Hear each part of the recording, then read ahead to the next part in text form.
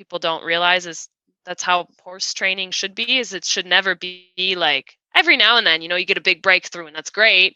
But for the most part, every day is just kind of boring and very simple. And you move so slowly that, the progress over a short term, you don't really see it, but it just has been so easy with this horse. And people say about dressage, well, the horse has to be light and the horse has to be in self-carriage. But they say all those things, but then the horses really aren't. And I just remember riding all the time and being like, okay, well, the instructor says it looks good, everybody else says it's good, but it doesn't feel good. Or is this really what it's supposed to feel like? Okay, I guess, everybody else is doing the same, so I guess this must be right. And I always have been pretty good about trusting my intuition, where if I do something and it doesn't feel right, it probably means that it isn't. And so then trying to find a different way.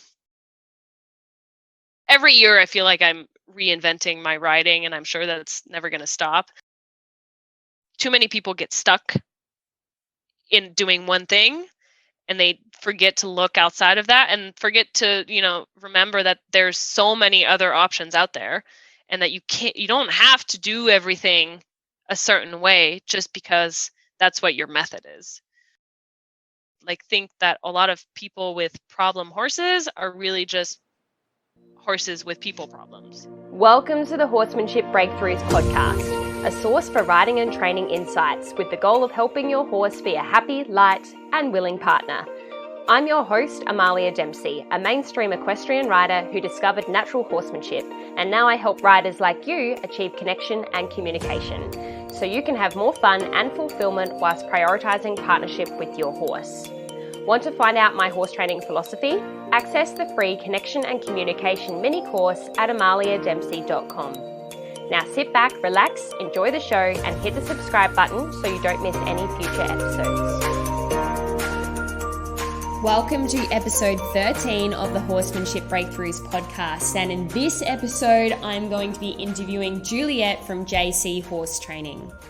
Juliet is a trainer based out of Redmond in Washington, and her training methods are focused on building a balanced, relaxed relationship between horse and rider.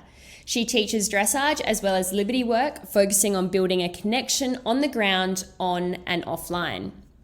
Juliet has over 18 years of experience riding, training and showing horses in dressage, eventing, hunter jumpers, English and Western performance. She has been teaching in the Pacific Northwest for 9 years and has recently started teaching clinics locally and internationally in British Columbia. Her training methods combine natural horsemanship and dressage to create balance and harmony with horse and rider. Now, Juliet has quite an impressive resume, having worked for Cavalia, and inside this interview we talk a lot about Cavalia, as well as, all the controversial topics as usual. She talks about her kind of training style and who inspires her, what book she's reading, and how she has developed to become such a good horsewoman, both in classical dressage and liberty training. So I'm really excited to present this interview with you. I love how Juliet is really balanced in her opinion about things, and she keeps it really real, and she's really honest in this interview. So I really hope that you get a lot out of it. So without further ado, let's dive into the interview.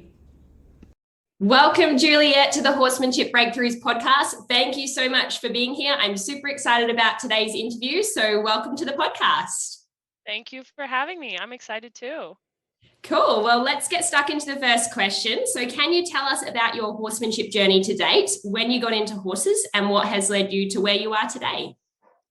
Yeah, sure. So I was born, my whole family is French. I was born in France. Now I live in the US, and we've been here for about 14 years. But my mom loved horses. She never had her own horse, but she grew up riding. And so when I was maybe pretty much since I could walk, I think she put me in riding lessons when we were in France. So I started out kind of in your typical European riding club, riding little Shetland ponies and doing show jumping, getting bucked off left and right.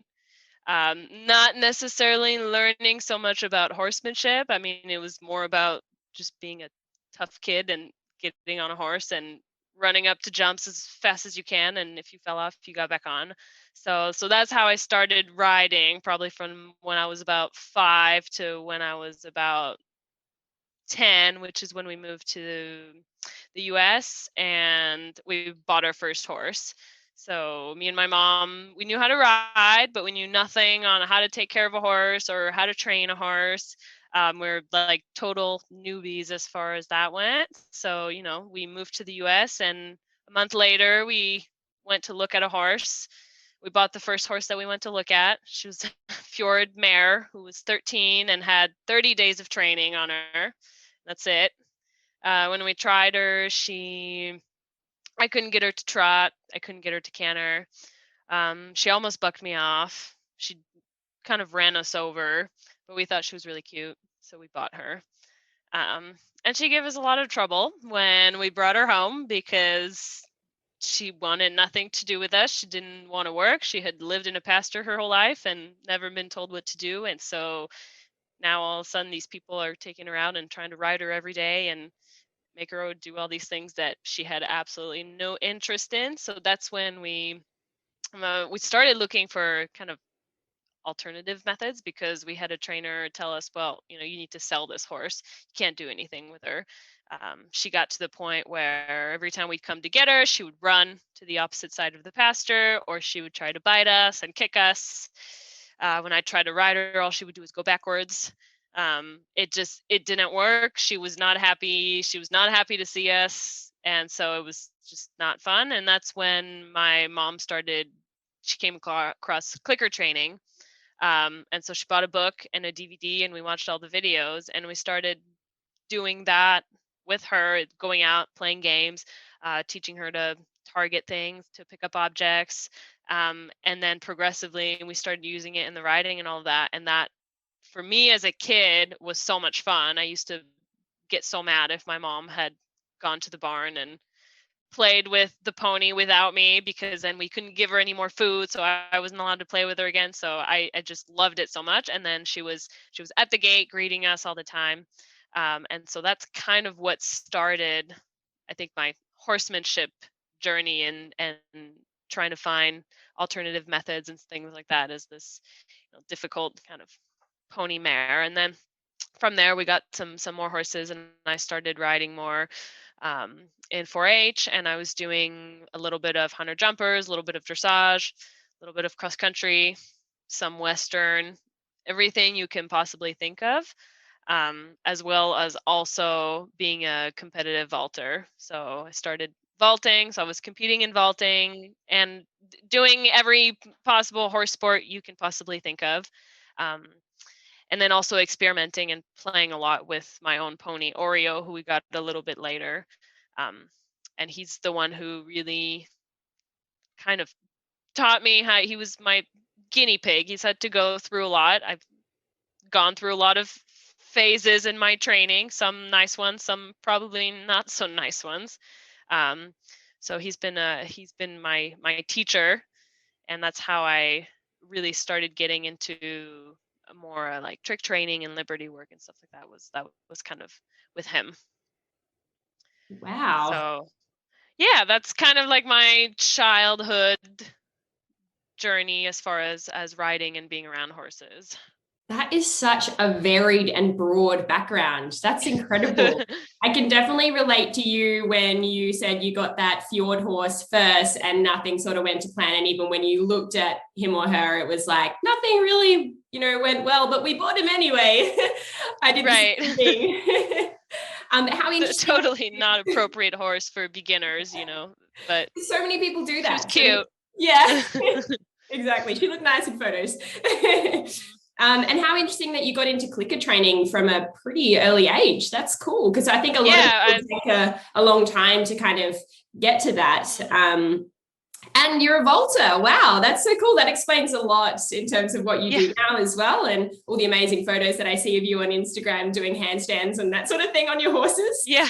And yeah, I love how you also said that, you've been through phases with Oreo, like some not nice, some nice. And yeah, I think people can relate to that as well.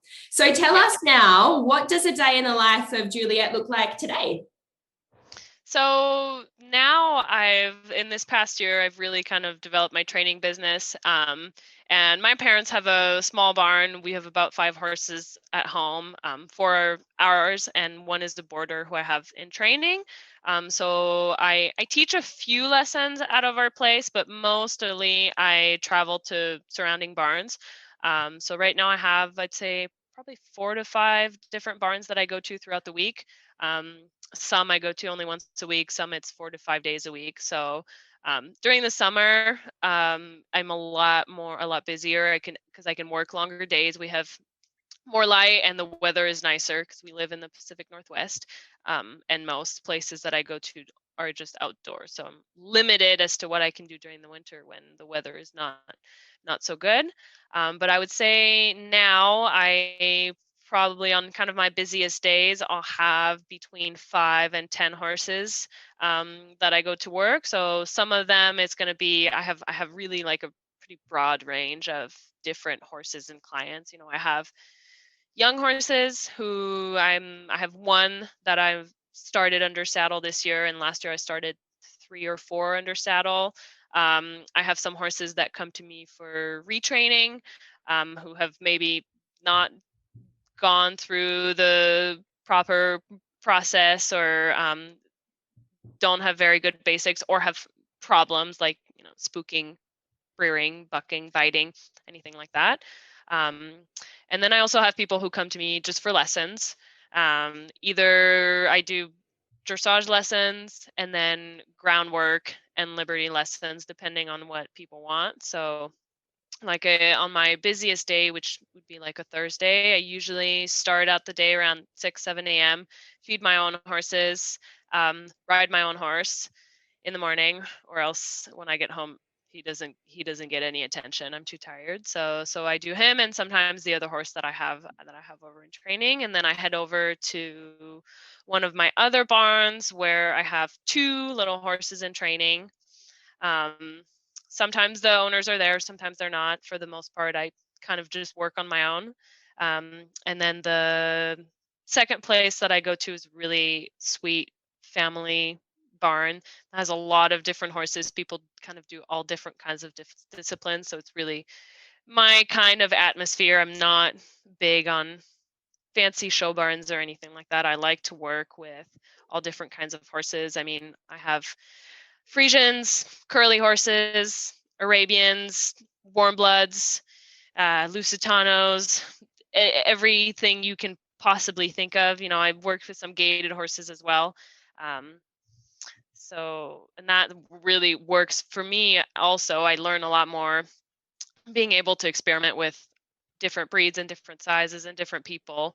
Um, so yeah, that's kind of what my day looks like. It varies on different days, and throughout the year people come to me for training for long term, sometimes it's short term, so it kind of depends. Yeah, wow. And once again, such a broad and varied range of horses that you're working with, and the type of work you're doing as well.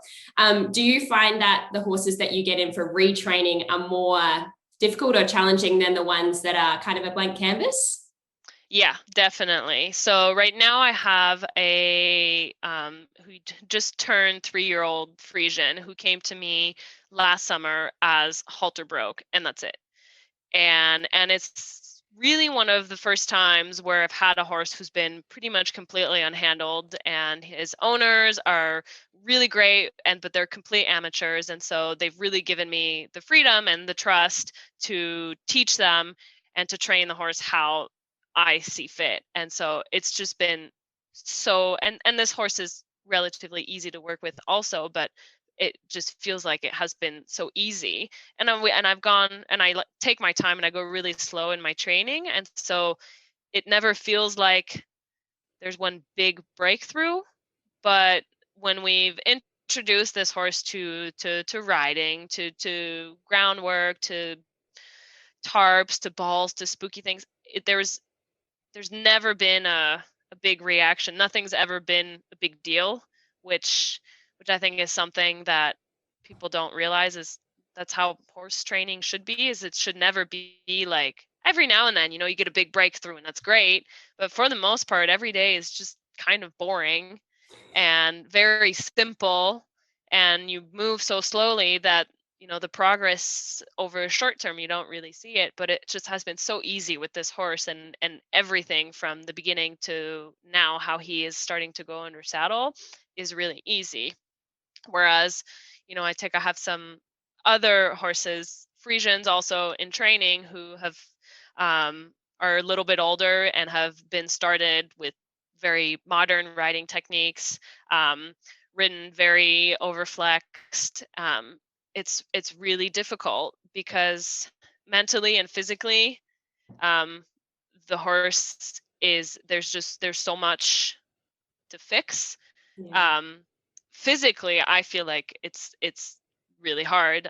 Like these horses who are extremely tense in their necks and in their backs is really hard on my neck and on my back also. So that is something that I find that is probably the hardest for me, especially for, I'm only 5'2" and I ride all these really big horses. And so when they don't move properly with a swinging back, I just it's painful, and I'm sure it's painful for the horse also, and it takes so much longer to retrain a horse to use their body correctly and to respond correctly to the rider's aids than it is to just train them correctly from the start. Yeah. So, like what I've noticed riding young horses is every single young horse that I've sat on will naturally halt from my seat without me having to touch the reins. And most older horses that I ride that I've had other kinds of training don't. They really almost ignore the rider's seat because they've been made dull almost. And so if you're just light with them from the start, then they remain that way and they don't need to be made light again, which is Yeah. for me is that's the hard part. Yeah, wow. I can really relate to the everyday training being kind of boring because, Instagram's a highlight reel. You're going to put the Right. cool stuff on Instagram and people go, I want to do that today. And it's like, actually, you have to do all these steps first. And a lot of people just don't want to put in the time to do those steps first. And you also mentioned all those different breeds that you work with. Do you have a favorite breed? For me, my favorite breed is the Lusitanos. Yeah. So like my own horse. Um, I really fell in love when I went to Cavalia, and that was really the main kind of horses that we had. I just felt like they are every single one that I have met is like incredibly smart and brave, and they can do everything. And for me, also being a smaller rider, they're usually, between 14.3 and 15.3 hands. And Yeah. so, and kind of compact horses. And so they fit my body type really well. And so that's really the kind of horse that I'm physically most comfortable on and that I just feel like I click the most with. So that's what my own horse is, which might also be why I'm biased. Yes, amazing. I've got a Lusitano on my horse wish list. So maybe one day. And we're going to talk about Cavalia in a minute. But before we go into that, can you tell us what else you're interested in outside of horses? More horses? Yeah. Spending more time. I mean, one of the highlights for me is going camping in the summer with my horse and going to the beach and taking my horse places and having more time to do stuff with my horse. So I also love to travel. If I could travel the world with my horse, I would, but no, I can't. So I really, my girlfriend and I love backpacking, um, even traveling, doing small road trips here and there, camping, things like that. But mostly spending time with my horse or the dogs or just being outside in general. Yeah. How cool. That's so good. Yeah, you sound the same as me. Like I could ride horses all day long and get home and read about horses and watch horse videos all night. Yeah. I never get sick of it. Now, do you have a mantra that you like to live by? So when I was reading through your questions, I kind of knew what I wanted to say, but it took me a while. So what I came up with is my value does not decrease the value of others. And what I mean by that is that it's kind of my way of reminding me that, my knowledge has value, what I bring to the table has value, but just because somebody else does not necessarily agree, or that they have different values from me. It doesn't make me more important, but it also doesn't make me less important, because self-confidence is a little bit something that I've struggled with in the horse industry. And I think it can be difficult to stay humble and stay open-minded, but to also kind of stay true to your own values. So that's something I've really struggled with is, I've worked with people who have made me feel like everything I knew was wrong and that I could do absolutely nothing right unless it was done exactly the way that they wanted, which is not true. And while I do not know everything, and there's plenty of things that I still have to learn, I do know things, and now I've been able to know, all right, this is kind of my core values that I don't deviate from, and then from there I can have an open mind. Yeah, wow. Well, you certainly don't come across as an unconfident person. I was actually thinking before when you were talking, I was like, I like this girl. She's really confident and sure of herself. Taking a long time. But I know what you mean. Like, it's really hard to stay kind of humble, but it's hard to kind of acknowledge what you already know while staying open-minded, whilst Right. not letting your ego get in the way. It's really hard to find that balance. So yeah, I really like what you had to say there.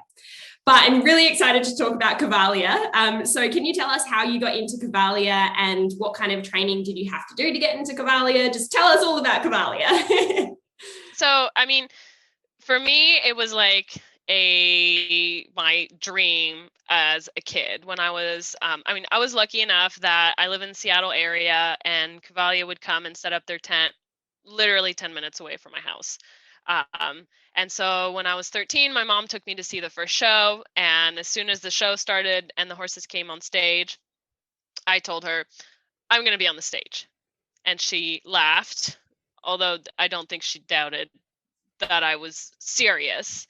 And I think from the day that I went and saw that show, I came home, and again, my ponies had to go through a lot because I decided that they were now going to be trick riding horses, that they were now going to be liberty horses, that they were going to be dressage horses, that they were going to do everything that they were doing in the show, and that I was going to use them to practice.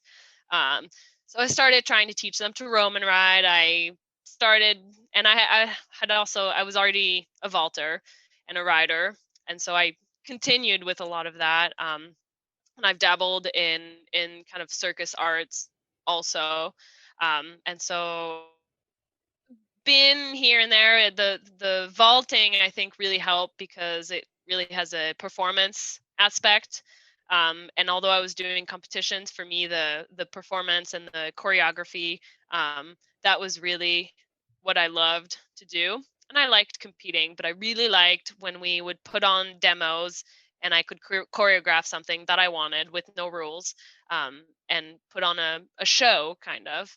Um, so that was, I had already kind of been training for that. I think for the riders on Cavalia, a lot of it is being really well-rounded, being able to handle all different kinds of horses, but also, being able to do trick riding, to do dressage, to do some liberty, a little bit of everything. So, and so when they came for the second time, when they came to Seattle area, they hire locals to help either clean the stalls or feed horses or something like that. So I was 16 or 17 at the time. So I went to work for them as just backstage during the show. So I would work the 5 to midnight shift, 6 days a week for the whole time that they were here. And I would feed horses and help turn out on days that there wasn't the show. And I didn't get to see the show the whole time except for on the last day, but I got to know the show really well, because when you're backstage, whenever the show is going, you can sort of see the show because there's screens up, so that everybody knows which act they're on and all that. The music is always playing through the barn again, so that we have an idea of the timing. And I just remember how every day there was kind of the nightly routine of the horses that would happen during the show. So, when you hear this moment of the music, that's when you're supposed to go through and throw a flake of hay in all the stalls. And then when you hear this part of the music, you go through and you close all the windows of the stalls, because afterwards the VIP tour is going to be coming through.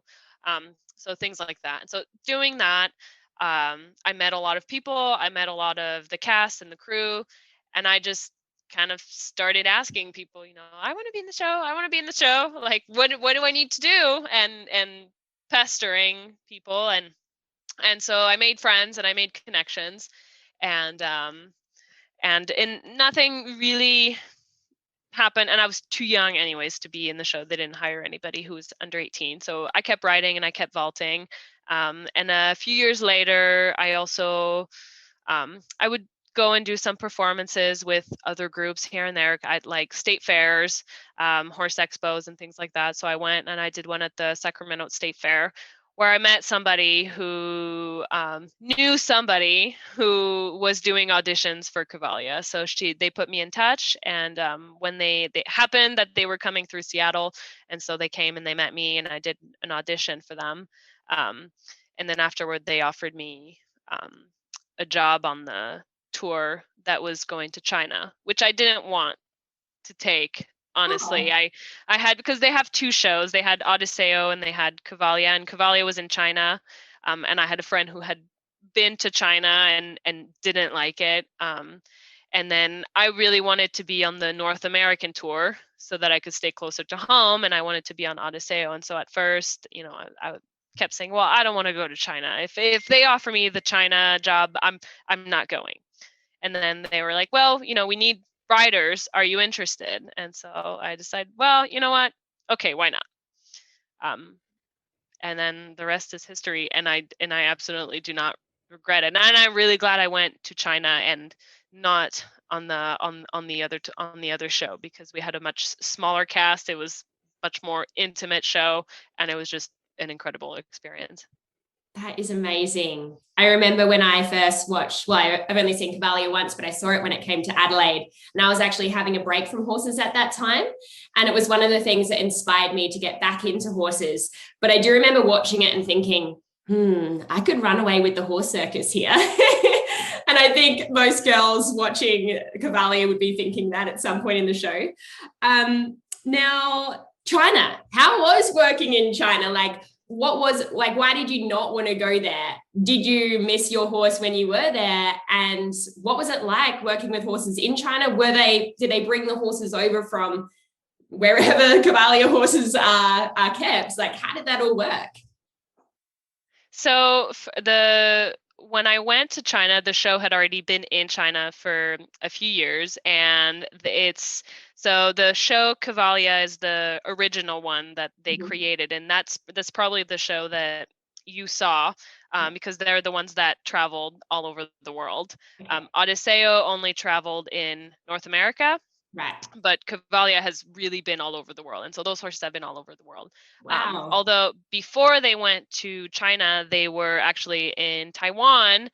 And because Taiwan and Chinese government do not have very good relations, the Chinese government wouldn't let the horses that were in Taiwan come into China. So that's at that point, and this was quite a few years ago, they actually swapped horses with Odiseo. And so the horses from Odiseo were sent to China, and the horses that were in Taiwan, probably the horses that you saw in the show in Australia, were then sent onto Odiseo. So they did a team swap, basically.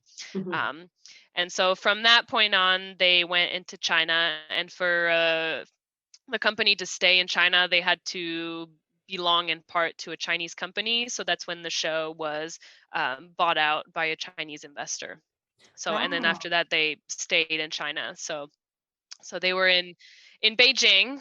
The first time they traveled kind of all over China, but the first time I went, they were in Beijing, which was just so cool, because China is not a place that I would have chosen to travel to. If I was deciding I'm going to travel the world, I wouldn't have said I'm going to China. I probably would have picked somewhere else.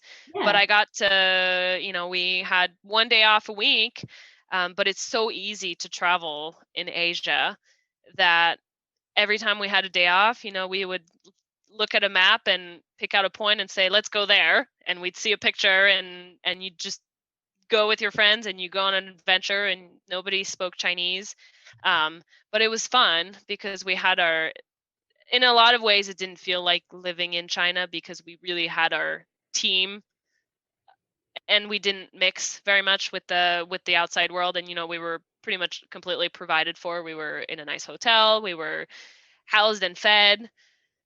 We had shuttles that took us to and from work. And so afterwards, going out and things like that, it's in China, in Beijing, a little bit more people that speak English. So it was a little bit easier, not very much, but a little bit easier to navigate around. But we made it work. We grew up with, you like eat, sleep, and work with the same people every single day. So it can be difficult, but it's becomes really like a big family. So I think that was my favorite part, and it's probably the part that I miss the most. Yeah. So that was the first city that I did. And then after we did about 6 months in Beijing. So after 6 months, we were going to go on a tour break that originally was only supposed to be 2 or 3 weeks, which turned into 9 months. Wow. And part of that is because the investors that own the show, I think, were not super interested in it. I don't know. Nobody knows why they bought it. And so even Cavalia, the company, was not really the ones who were deciding when we were going to have shows or where we were going to do it. It was really up to our Chinese investors. And so we kind of had to just go home and wait. And so some people went back to work or went to other jobs. I went home and worked a little bit, taught some lessons. And then, 8-9 months later, they kind of called us back and they said, hey, we're going to change. We're going to go to a new city. Do you want to come back? So yes, I went back. I couldn't say no.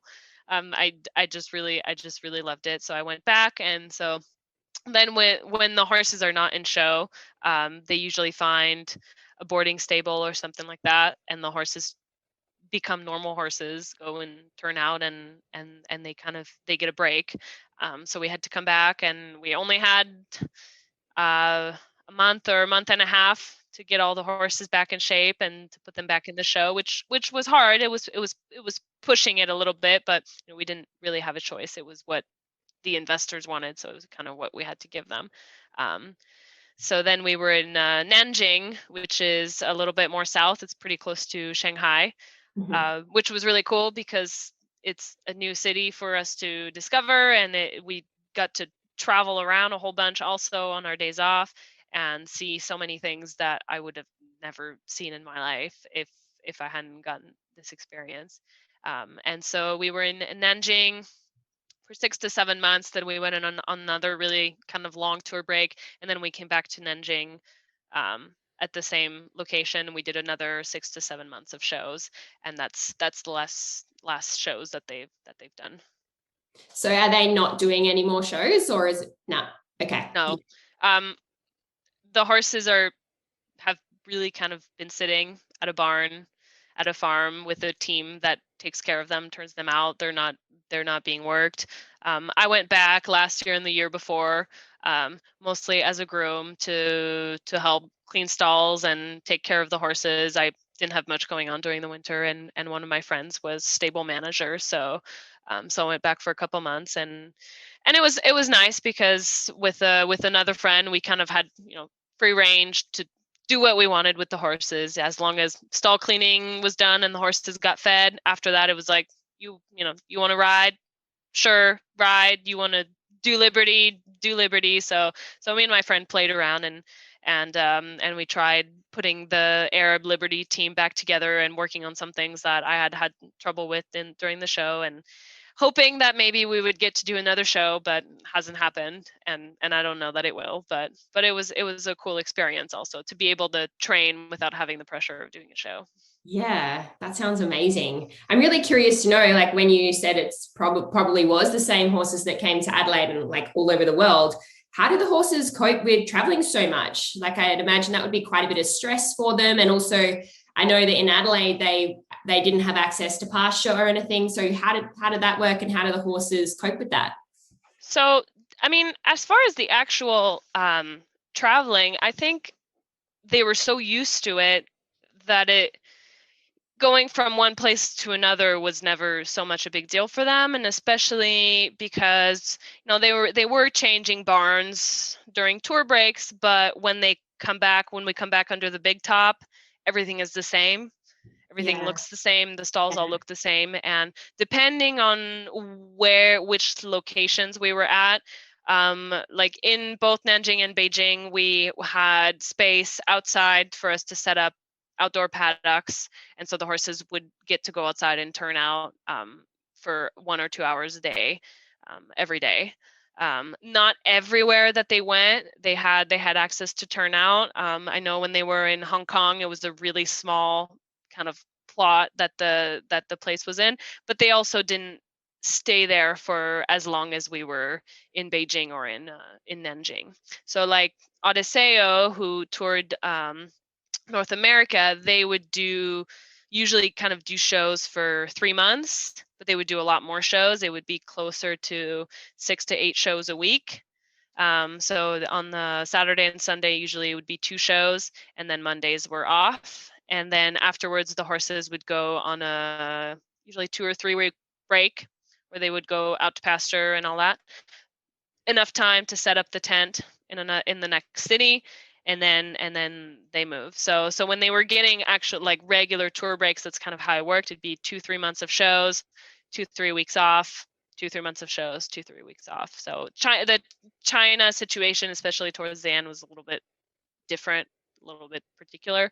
And so I think it was harder for them to have 9 months off and then have to do shows, and then have 9 months off again, and then have to do shows. That's where we, I think, started having the most issues with some of the horses.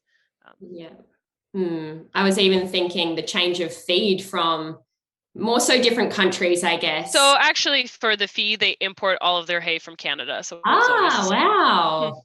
Geez, that would be expensive, I'd imagine. It is. It is ridiculously expensive. Yeah, wow, that's crazy. So obviously you would have learned a lot of training techniques and liberty and dressage within Cavalia, but can you tell us where you learned liberty training, like from the start? Who's kind of mentored you, who's coached you, and how you've become so good at liberty? To be honest, no one. I mean, if somebody mentored me, it would have been my pony, Oreo. When we got him, he was always like very playful by nature. And as a kid, I would go out and run in the pasture, and he'd kind of run after me and run around me and run and buck. And I thought that was really fun. And I didn't know what I was doing. I didn't even know I was doing liberty. I was just playing with my horse. And when I started kind of teaching him tricks, I decided one day I want to teach him to rear. So I went out to the barn and I got on bareback with a halter and started tugging on his head until he reared up and gave him a treat.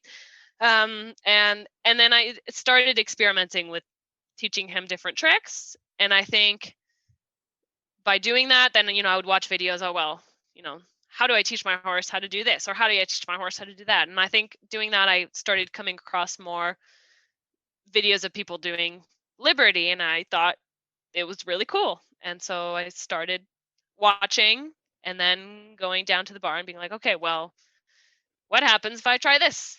Oh, that didn't work. Okay, let's try something else. What happens if I try this? So Oreo, I've taught some students some groundwork and things like that with him, but it's a little tricky because he doesn't respond necessarily to one specific method, or he's been trained so many different ways. Poor horse. Yeah, he's had to put. He's never been abused or anything, but he's had to put up with a kid changing her mind every 10 minutes. And so he's been, I'm sure one day I taught him something, and then the next day I started trying to teach him to do the same thing, but completely different way.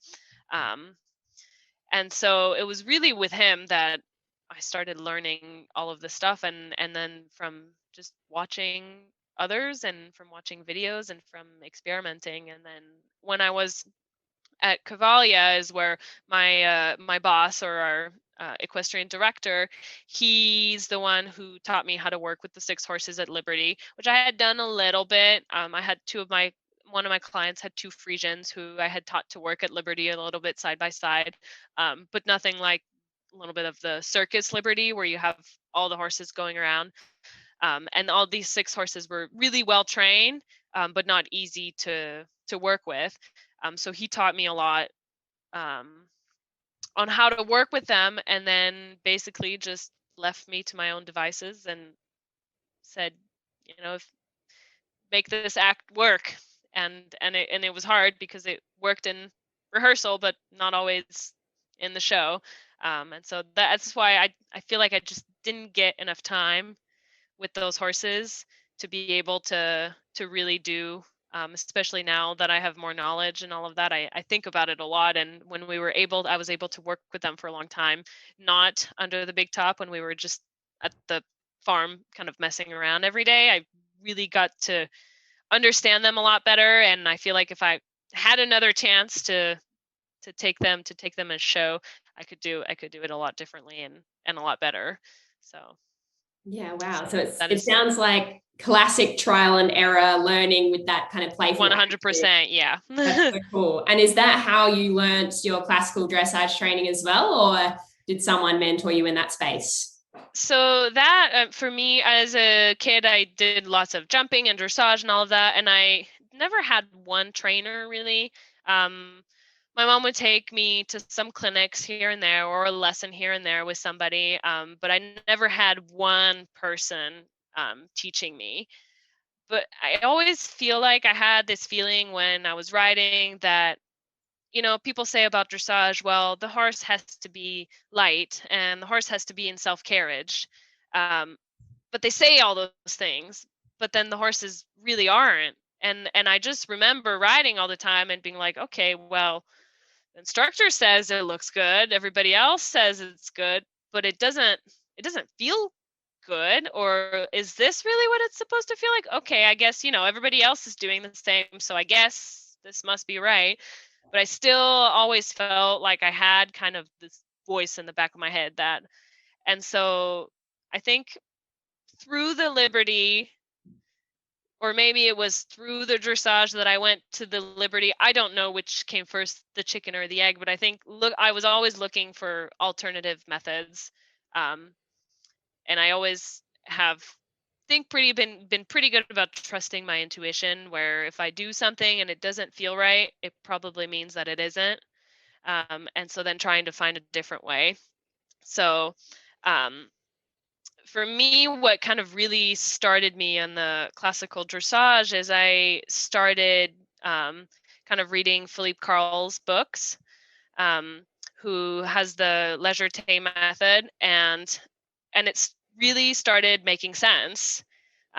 He started explaining things and could actually give a reason for everything that he did. So I was lucky. I found a local trainer who was looking for a working student. Um, and so I called her and she took me as her working student, and she was really working with the Philippe Carl method. And so I really started with that. And that's how I met my horse that I have now, Zamando. He belonged to the barn owner where I worked over there. Um, and because he's pretty much 90% blind, the trainer that I was working for, she'd had kind of a bad wreck off of him. They had a absolutely like state of the art facility with mirrors all over the arena, but he spooked, and she was an older lady and she fell and she kind of hurt herself. So she was not really keen to ride him so much, and so I started working with him, but only on the ground and with Liberty work. And then I started riding him under saddle and just absolutely fell like head over heels in love with this horse, and the barn owner sold him to me. Um, and so after that, once I stopped being a working student for this trainer, then I kept riding in a similar way. But I also started finding out that there's lots of different schools of riding, even within the classical world. And again, experimenting. So I rode in some clinics with with some other people, which sometimes I got some things that I liked, and sometimes I still got some things that I didn't like. But I would say in the past year, I've been working with a new trainer who also I'm like so fortunate lives 10 minutes away from me and comes to my house to teach, and is an absolute gold mine.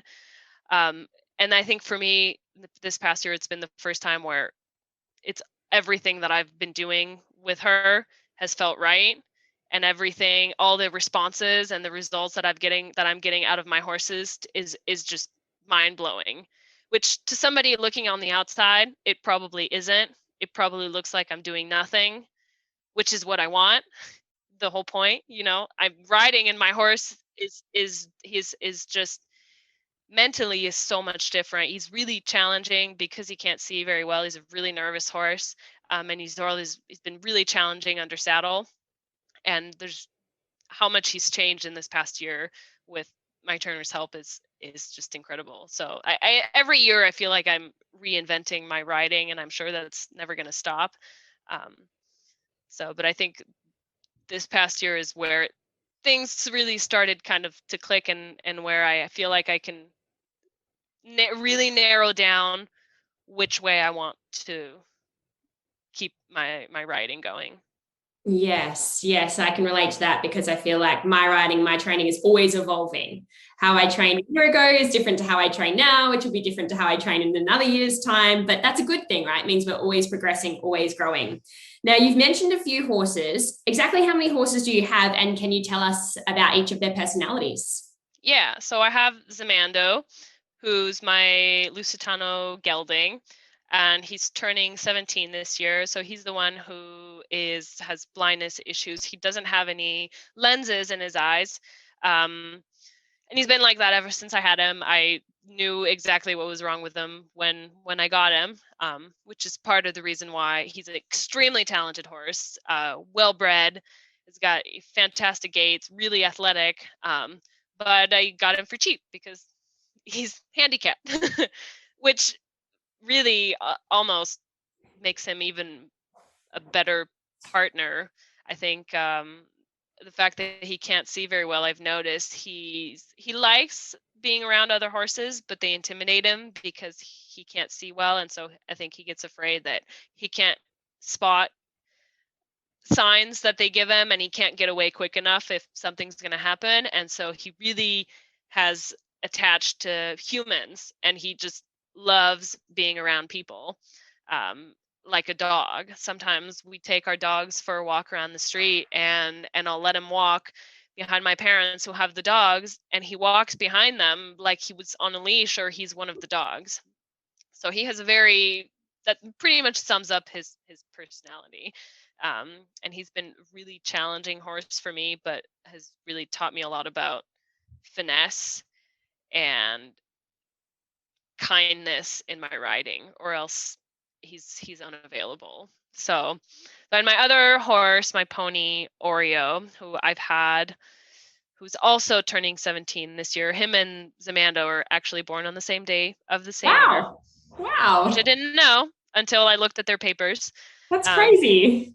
Yeah, go figure. So Oreo I've had since I was 11 or 12. So I think I've had him for 12 years now.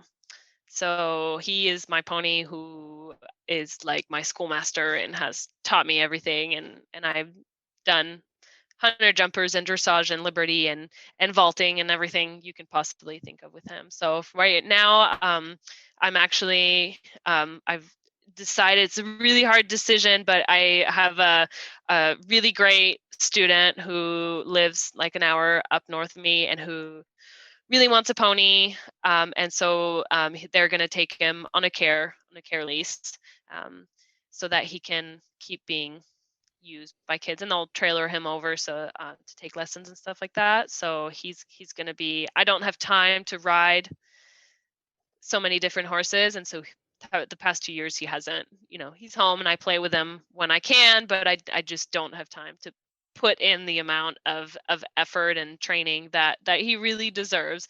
So I have my little younger students who are going to be riding him and taking him to shows and enjoying him and having him as a teacher.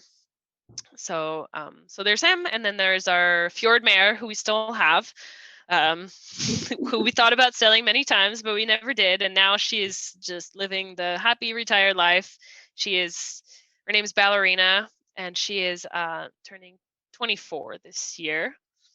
And then my mom also has a horse his name is Jake. He's a Percheron cross. So he was our team vaulting horse. And so he's the horse I really learned to vault on, and who's carried me through competitions and carried the whole family. My dad rides him when we go to the ocean. My brother rides him. He can take all of us swimming on his back. He's really our family horse. So he was retired this year. Also, he had a little bit of a neurologic condition this summer that became really serious, to the point where he was falling down, and he almost couldn't keep himself up. He lost complete control of his hindquarters. We thought we were going to have to put him down, but we treated him with some antibiotics, and we don't know what happened, but he got a lot better. So he's almost back to 100%, but he's retired, and he gets ridden a little bit walk trot by my mom, and it's really cute because she's a really, really tiny lady. She's 4'11", and she rides this big 17-3 draft horse, and That's so cool. I see them from the top of the house, and they plod around the arena. So he's our special horse. And then the other horse who we have at home, who's not mine, he's a boarder, he's Leo. He's a big chestnut, Dutch warm blood. And so he belongs to a client of mine, and he was imported from the Netherlands to be a vaulting horse, and they still use him as a vaulting horse. And then I ride him 3 or 4 times a week, just to give him variety in his training. So those are all my horses that I have at home. Wow, a real variety there. And earlier you mentioned how much experimenting you've done with Oreo. You said you sort of felt sorry for him because you kept changing your mind about what kind of training you were doing. Do you have like your own system now? How would you summarize your own personal training approach or philosophy with horses? And do you use positive or negative reinforcement, or both? So I use really a mix of positive and negative reinforcement. With my own horses, I do a lot of clicker training, not necessarily under saddle. As far as my dressage riding, I would say that's more negative reinforcement, pressure release, not any kind of punishment based training. And then I'll do clicker training sessions for fun, at least once a week. Or if I have an issue with horse putting on a bridle or something like that, then I switch over to we're doing only a positive reinforcement base. So I think using a mix of both with horses is really important. I have a hard time. I know some people say that they use only positive reinforcement, which I think with an animal that big is not always possible. And I think sometimes it's misleading to say that you only use positive reinforcement, because if you put a halter on a horse and you lead them forward, to me that's negative reinforcement. So I think some people have not necessarily a good understanding of what positive and negative reinforcement is, and that negative reinforcement isn't bad.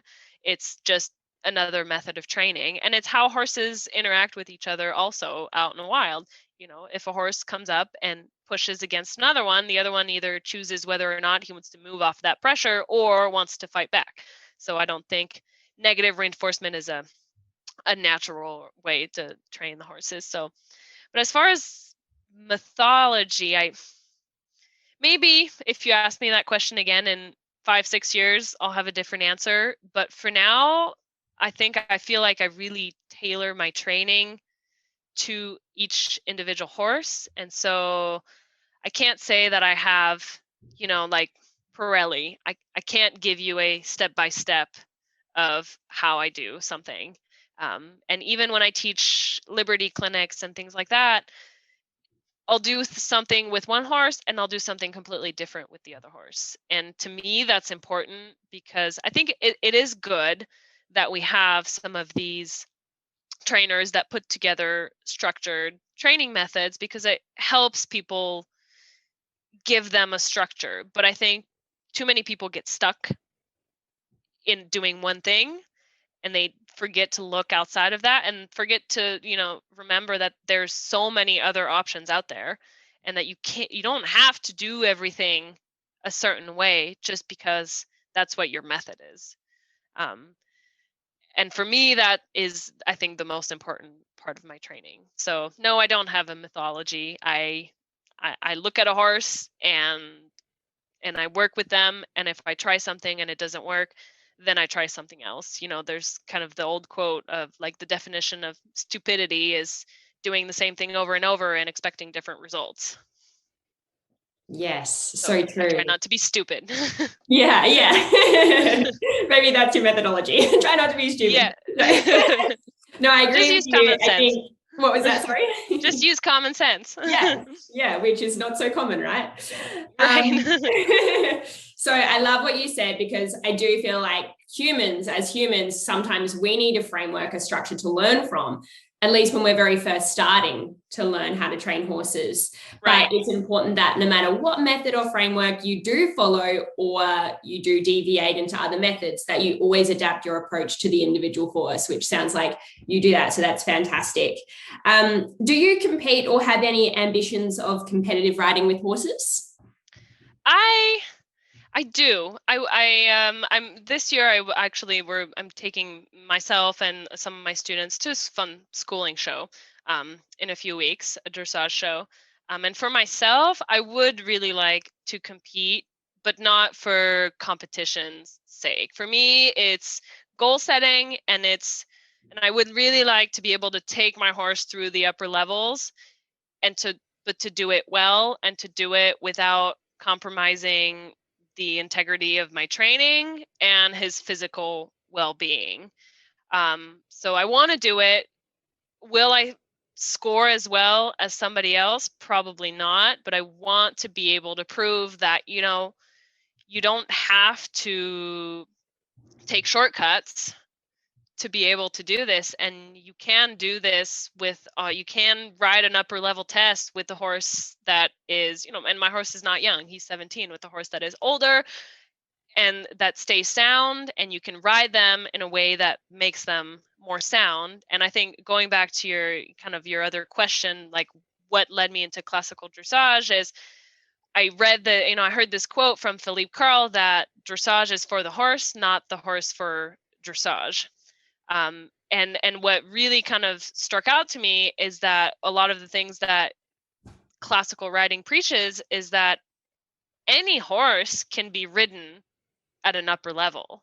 You don't have to have a $500,000 horse. You don't have to have a really talented horse. Now, a really talented horse is going to have more expressive gaits, is going to have more expressive piaffe, passage, and things like that than, your backyard pony.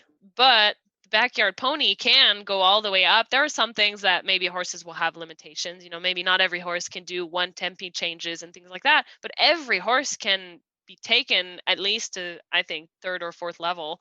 Some it'll take longer, some it'll go faster, some will take more naturally to it, some it'll be harder. But if you ride them in a way that makes them stronger physically and mentally, well, why not? Absolutely. Yeah, I love So for that. me, those are my incentive for competing. Yeah, that's really nice. But I want to know why you don't think you'll score well.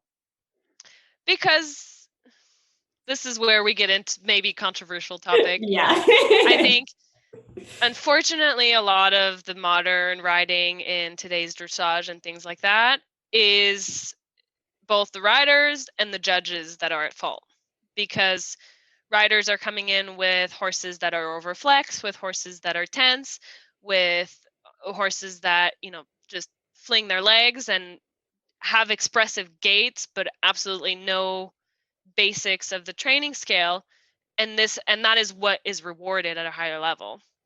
I have, if I guarantee you, I take my horse to a show and I ride him up and open in front of the vertical, and the comments that I will get is that the horse is, not round enough and not through enough. And I think there's really a problem in the education of the judges.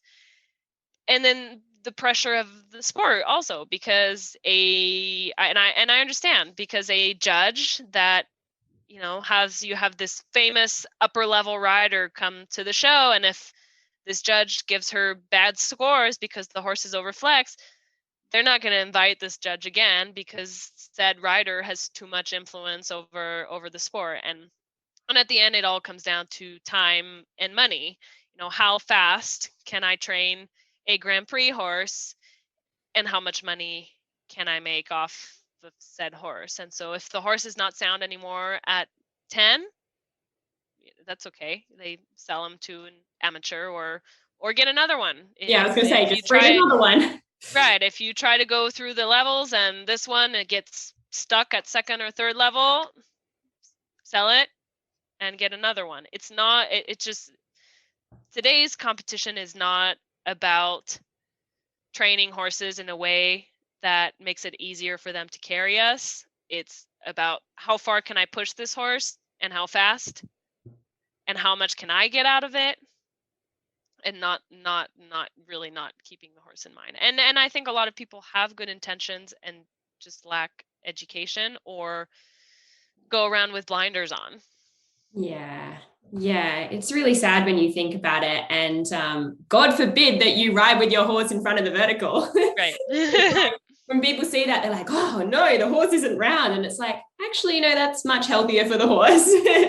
Right. And that's a part of it, is because it's a misconception that, you know, is passed around, is a horse has to be round. And for people who are not necessarily upper level riders, that's what they kind of cling on to. And then they go and they look at photos and videos of people who win gold medals at the Olympics, and they say, well, that's what her horse looks like. You know, it looks the same as mine. So if you know, she's a gold level rider, how could they possibly be doing anything wrong? Yeah, that's a good point. And I guess a lot of the younger or amateur riders look up to those Olympians and really well-known riders, because they're out there competing. And a lot of these classical dressage riders that are doing things correctly, they're not put out there. They're not putting themselves out there in that competitive scene. Which I think is a shame too. Yeah, it is a shame, because then they're not being role models. We can't see you, so there's no representation. Yeah. And would they score not as well? Probably, but then, you know, I have some students ask me, well, okay, you know, you say you don't like this rider, and you don't like this rider, and you don't like this rider, then, you know, who can I look at? And I say, well, you know, look at videos from 50 years ago. Yeah. And it's hard to find videos of somebody competing with a horse that is ridden in a classical way. But I think, you know, I don't know if other people think like this, but if I were to watch, say, the World Championships or the Olympics in dressage, and I saw someone who was doing it with lightness and the horse looked happy, I would still notice that. Like, I would still go, she's awesome. I want to look at the way she trains. I wouldn't necessarily just look at who's winning. I think part of it is the kind of movements that are rewarded are really impressive. You know, horses are coming in with these really impressive extended trot where their front legs just basically come over their ears. And good classical riding is not so showy. Yeah. It's not so appealing to an audience, because it's fluid. Yeah. But not necessarily like, wow. Yeah. Who are the people that you think are doing it the right way, even if they're not competing? Do you have any examples? I mean, it's hard to list off of the top of my head, and I don't follow enough what others are doing and what is going on in competition and stuff like that, other than, you know, the kind of classical, most well-known classical riding masters like Philippe Carl, like Manolo Mendez, like some that's the only two names I can think of right now. There's lots of other ones. Absolutely. There's no one I can think off the top of my head, which is hard, but, you know, at the same time, I also probably can't really list any other dressage riders off the top of my head either. Yeah. Okay. Yeah. So moving on, what do you think makes a happy horse? I think variety is incredibly important. Other than the obvious, feeding, turnout, and all of that, making sure they have their basic survival needs. I think variety in training and in environment is what enriches them the most. Mm-hmm. And so whether you are a dressage rider, whether you do liberty, whether you do clicker training, whether you do barrel racing, jumping, I don't know. I think horses should do everything. I think, I think they should, if you have a trailer, take them everywhere so that they can like experience the world around them. And I think that's what makes a happy horse. Or, Mm. just a horse that is out in a pasture full of other horses. That is also a very happy horse. Would my Yeah. horse be happy out in the pasture with other horses? Would he miss me? I would like to say so, but probably not. He's a horse. He Yeah. would probably be just as happy with all of his friends in a huge pasture as he is at home working. That's I the love that reality of you, it. yeah, and I love that you keep it real like that, like you're not sugarcoating it and saying, "Oh, my No, horse wants to be with me 24/7." he's not a dog. Yeah. So, what do you think are some of the biggest mistakes you see people making with horses? I think not questioning themselves or questioning their methods. If the horse does something, the go-to is, I need a different bit, I need a different tack, he needs different food, he needs different supplements. It's not what caused the issue, it's what can I do to fix it. And so, and I've seen this happen with a lot of people who are maybe pretty wealthy, is that, the horse has a problem, it has a lameness problem. So we call the vet for the vet, and then the vet says, okay, it's this. All right, treat it. Then the horse gets another problem, call the vet, treat it. Then the horse gets another problem, call the vet, treat it. Whereas you never ask yourself in the first place, well, what caused this problem? And sometimes it's not anything that we can help, but a lot of the time that's what it is, because I think that a lot of people with problem horses are really just horses with people problems. Absolutely. Yeah. And I think it's always about finding what is the underlying cause or the root cause of a problem rather than going, oh, well, we'll just inject this or give them medication Right. or get a bigger bit, like you say. So, yeah, that's interesting. Speaking of mistakes that other people make, what is something that you once did with horses that you now no longer do, and why is that? I don't do a lot of vaulting anymore. Mm-hmm. I have nothing against anybody that vault. I vaulted for many years. But for me, while it may not necessarily, hurt the horse, I don't feel like it's not beneficial for them, obviously. It's a very, but everything we do with horses is very selfish in a way, and it's for us also, and our own pleasure. And so for me, I've come to, really dislike the use of side reins and things like that. And I still lunge the horse that we have here, Leo, for vaulting, and I ride him throughout the week and things like that. And he's a happy and sound and healthy horse. But for myself and my own horses, do I need to be vaulting? Not anymore. Has it made me a better rider? Absolutely, because it's taught me an incredible amount of balance and just also really help with riding young horses and knowing how to throw myself off if I need to. It's given me so many skills that I wouldn't have now. So would I go back and change anything? No, I wouldn't. There's, and one other thing, when with poor little Oreo, I decided as a kid, I want to teach him to lay down. So look up videos of people teaching the horses to lay down. They go, oh, take a rope and wrap it around his leg and pull it, and you try to pull him over. Well, that didn't work, and we almost both got hurt. And he was very angry with me and wouldn't come into the stall for a few days and would run away from me. And I felt so bad, and I never did it again. And after that, I found a different way to teach him to lay down that didn't involve me, brutalizing him or So I have made mistakes just like anybody else.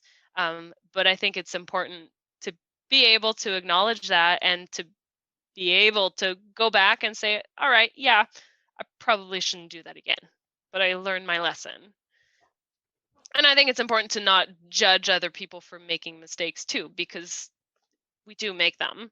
I think where we start to have a problem is when people know that they're making a mistake, but they don't want to admit it. Yes.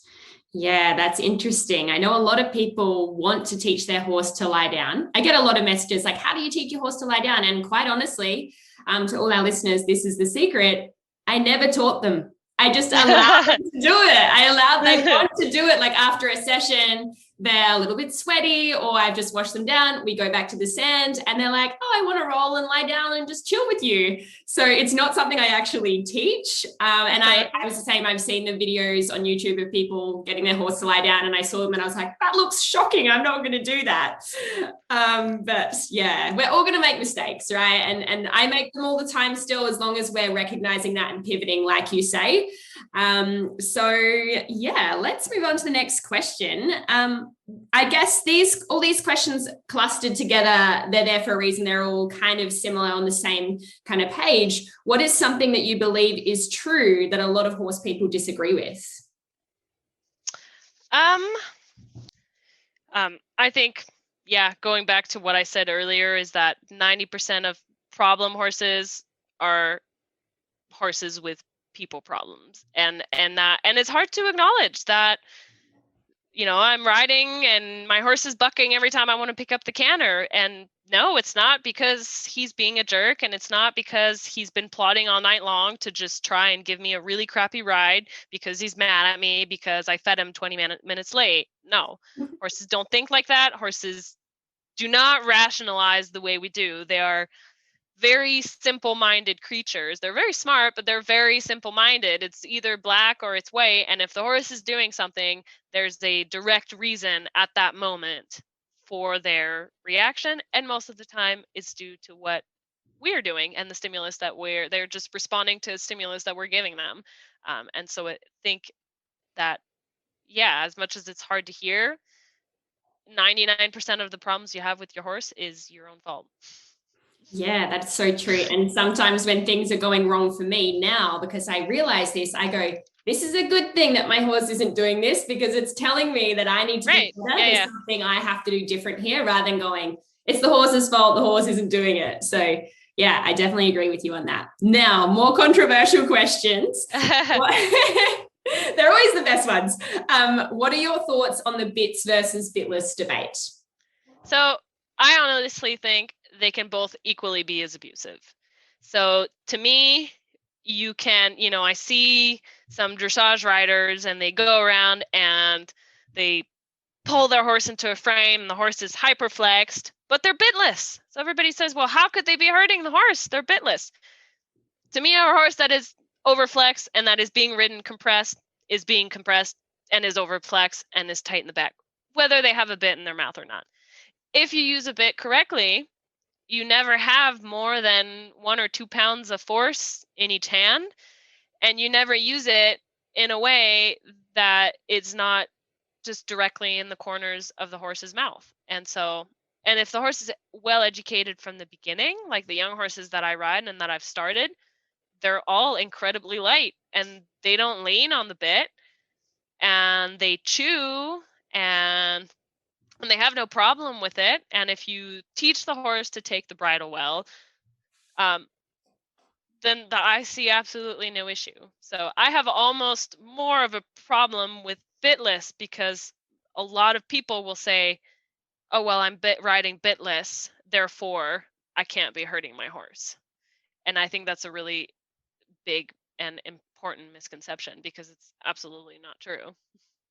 Yeah, that's really interesting. At the moment, personally, I'm riding with all three, basically. So on the neck rope, right, and with a bit, and even within a session, I will use all three of those things.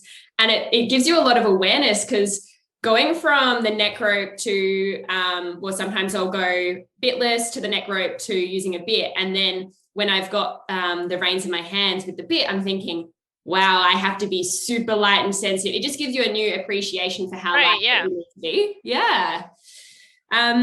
Okay, so let's park the controversial stuff. Let's move on to some fun questions. So, what horse-related purchase has most positively impacted your life in the last 12 months? I mean, I bought a new helmet. It's probably a good thing. The old one I had for 10 years and hit my head many times with it. Probably should have replaced it a long time ago. So Yeah. I'm not a big spender. So I really haven't had that many purchases other than, your usual gloves. Yeah, for me it's my gloves. Like I have a very specific brand of gloves that I buy, and it's always the same ones, and I can only ride with those and work horses with those, and I can't work horses without gloves, and so that's my gloves and my helmet. Tell us what the brand of gloves are.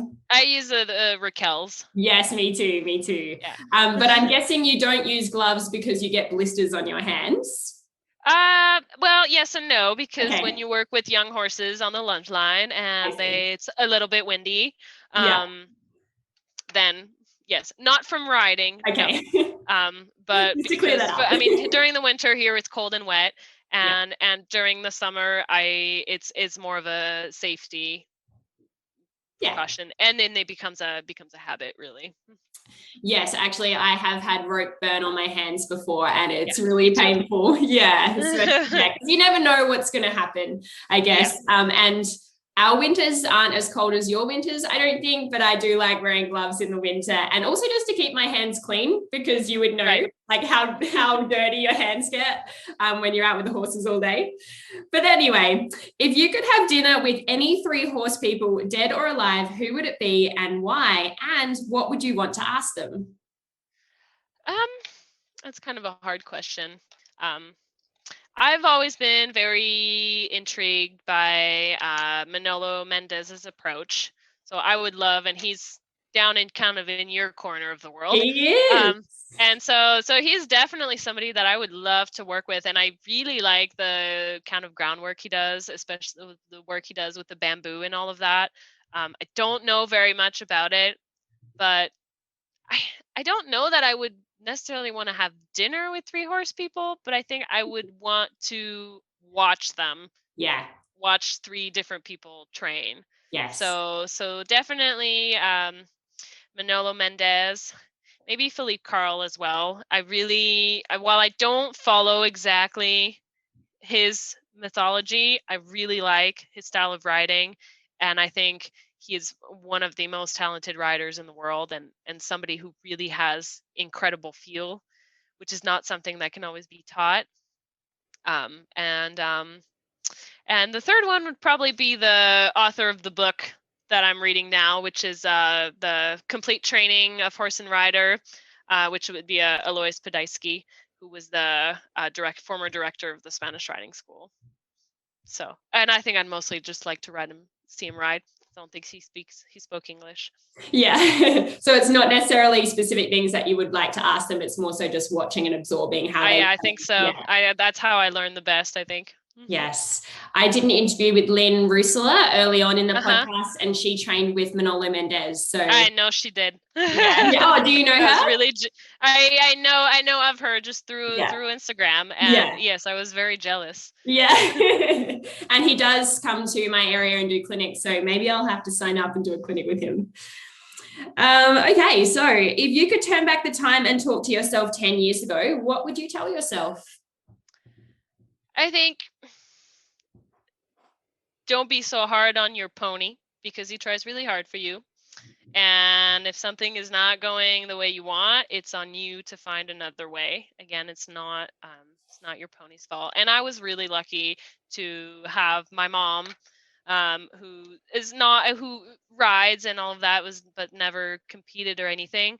But she always had a very good intuition with horses, and she was always good at saying, okay, that's enough, you need to just get off and go put the horse away and stop, because it's not going well and it's not going to go well. So try again tomorrow, but it's not his fault. And think about what you were doing, and don't take it out on your horse. Yeah, that's good. I wonder if you would have been ready to hear that 10 years ago. You know how sometimes people No, I thought my mom was being annoying and probably rolled my eyes at her and went, oh, it's fine, but funny. he's being a jerk. He's doing it Yeah, on purpose.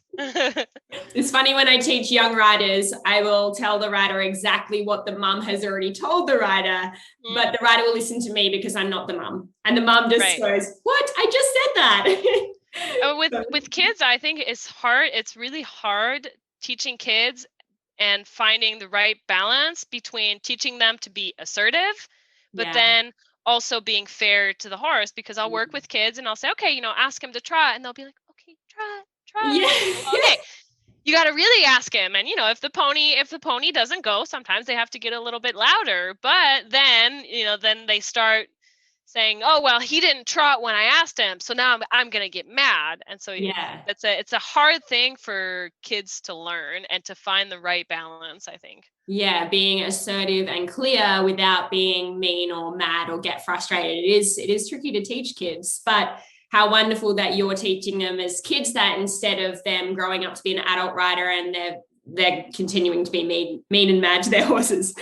But yeah, anyway, how are you continuing to learn about horses? What are you currently studying? You did mention a classical trainer that you're working with now. How often do you get trained? Can you tell us more about that? Yeah, so I usually try to take lessons and once or twice a week.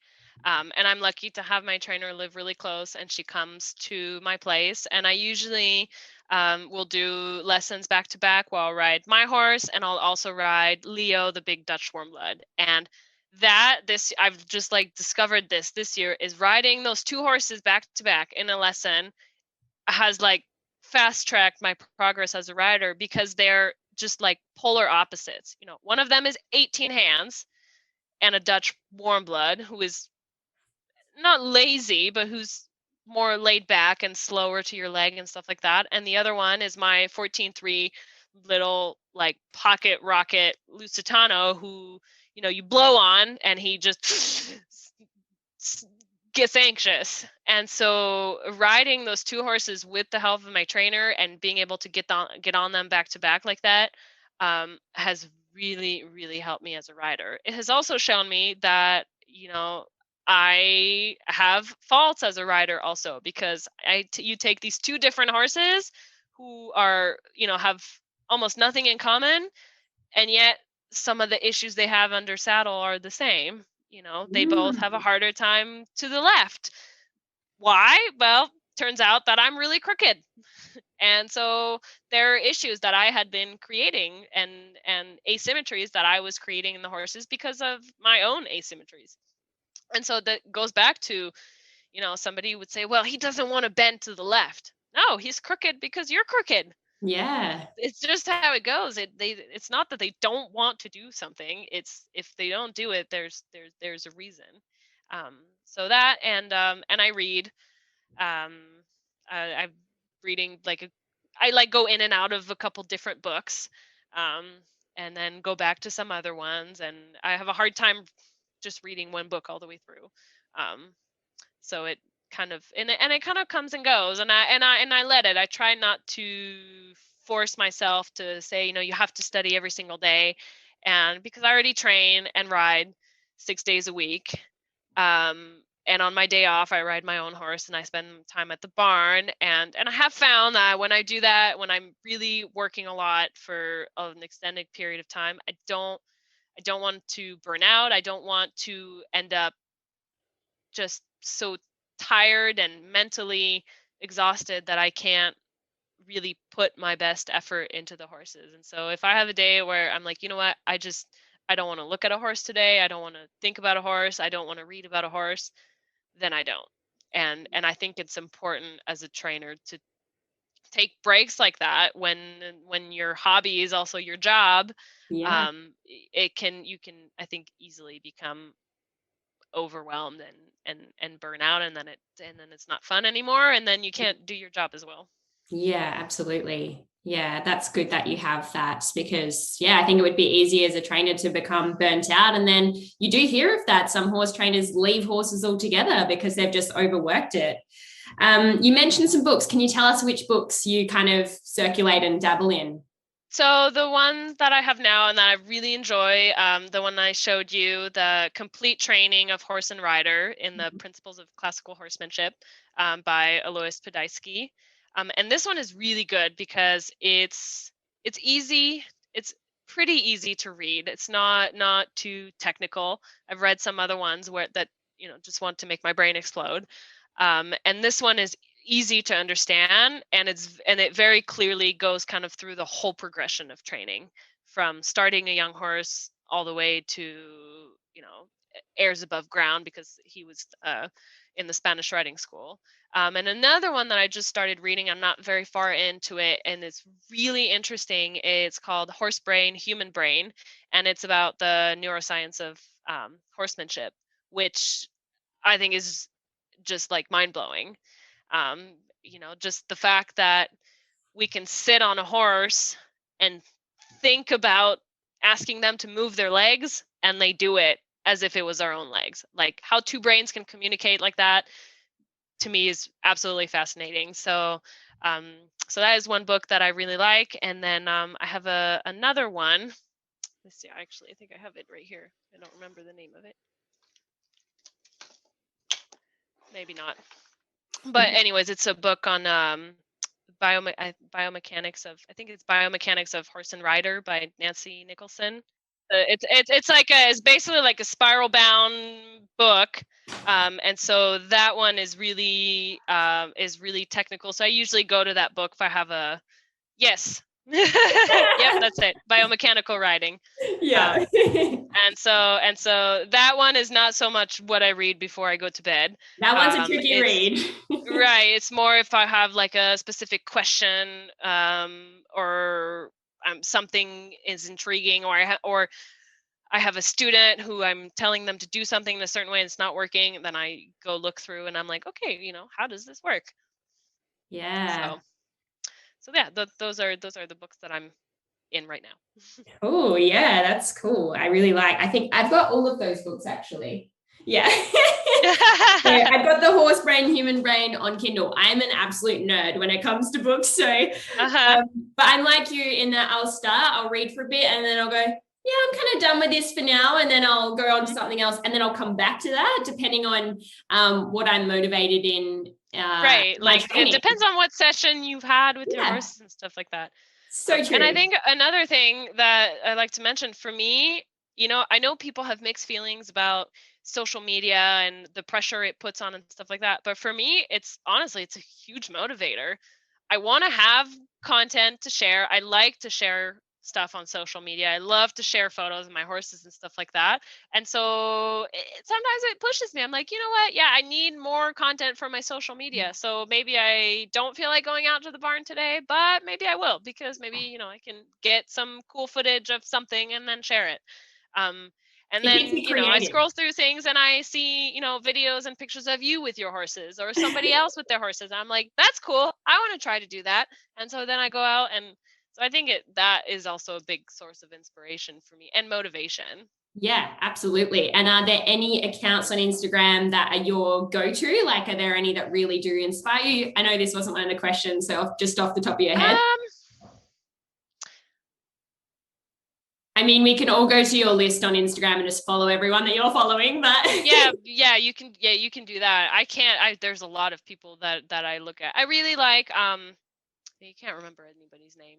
I can't remember anybody's Instagram name. But anyways, I like looking at different ones. Even sometimes I look at things and I'm like, oh, well, you know what? I don't really agree with how this person is riding in this video, but I saw they posted something else and I like that. Yeah. And so I like to see how sometimes I see people where I'm like, oh yeah, this is exactly, totally same style of riding. And I'm like, oh, this not really the same, but it still sort of fits. But there's some things I disagree with, but there's some things that I really like. So it teaches me to have a better critical eye, I think. And to know what I like. and what I don't like. And also to be okay with the fact that not everybody has the same opinion.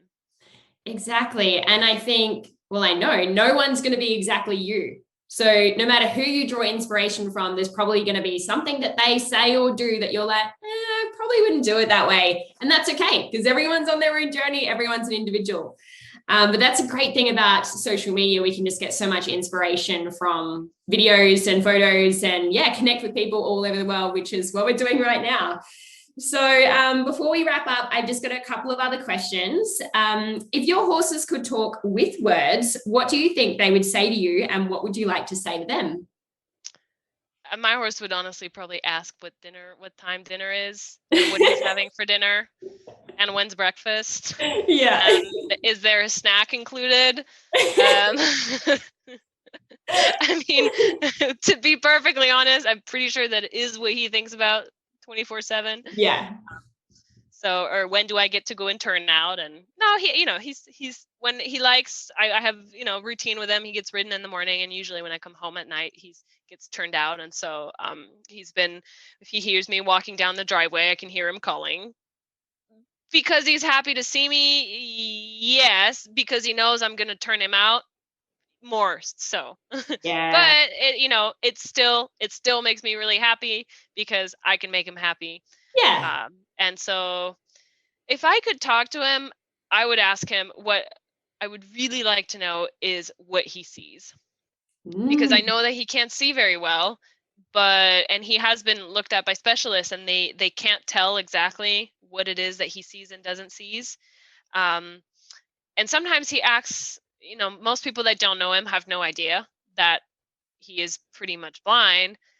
And so I don't know what he sees. And it could be a lot more than what I think, or it could just be a lot less, because horses are so intuitive that they can see without seeing. Yes. And so I think it would really help my training approach too, if I knew exactly, when he's riding, when he's like shying away from something, it's because it looks really strange to him. It's not that he's being unreasonable. He's a very brave horse by nature, but some things just scare him, and sometimes it makes no sense. But I would really like to. I would ask him, what do you see?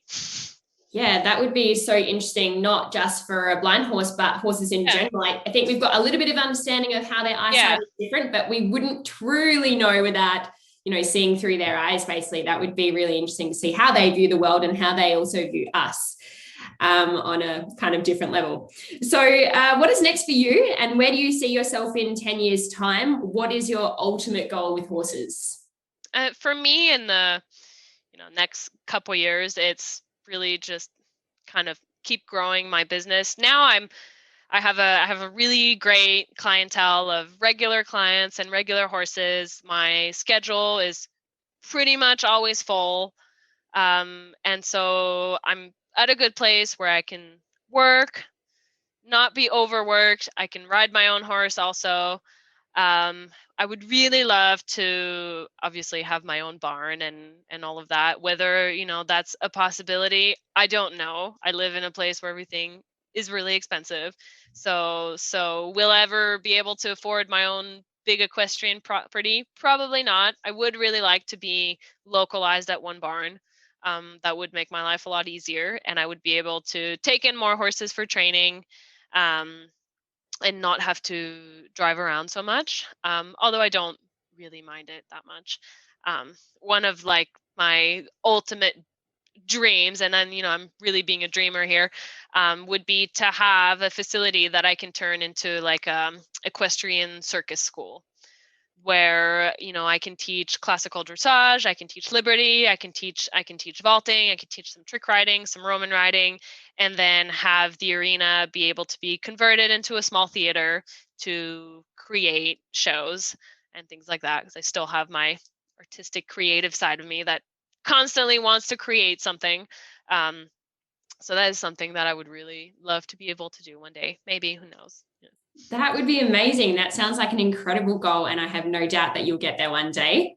And maybe have your own barn, like training barn alongside that. That sounds incredible.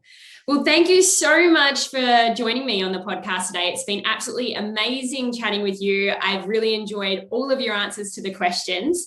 And before we go, can you tell us where our guests can find out more about you? So I have my website that is just JCHorseTraining.com. My Instagram, JCHorseTraining, Facebook page, also JCHorseTraining. And then YouTube is Oreo Liberty, in parentheses, JCHorseTraining. So are you on TikTok as well? Yes, I am. JCHorseTraining also. Awesome. I haven't checked you out on YouTube yet, so I'm definitely going to do that after today's chat. So yes, thank you once again. Today was amazing, and I'm really looking forward to following your journey in the future. Yeah, thank you for having me. This was fun. Thanks for listening to the Horsemanship Breakthroughs podcast. Make sure you hit subscribe so you get notified every time a new episode is released. And if you've learned even just one small thing from today's show, I would really appreciate if you could leave a rating and review on Apple Podcasts. If you have any questions from today's show, suggestions for future episodes, or just want to reach out and say hi, I would love to connect with you on Instagram at Amalia_horses. Remember to also register for my free connection and communication mini course at amaliadempsey.com.